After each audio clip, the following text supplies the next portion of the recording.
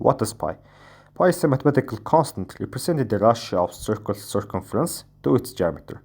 It's approximately 3.14159 and is a rational number, meaning its decimal representation never repeats or ends. Origin of pi.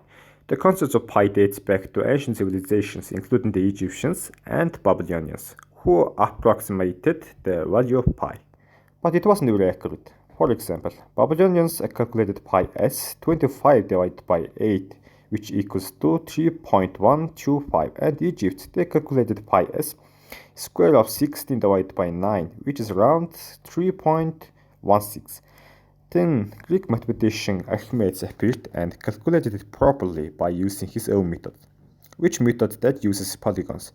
Archimedes computed upper and lower bounds of pi by drawing a regular hexagon inside and outside the circle, and successfully doubling the number of sides until he reached this 96-sided regular polygon. By calculating the perimeters of these polygons, he proved that pi is around 3.14082 to 3.1429. The symbol of pi was first used by Welsh mathematician William Jones in 1706 and later popularized by Leonhard Euler in the 18th century.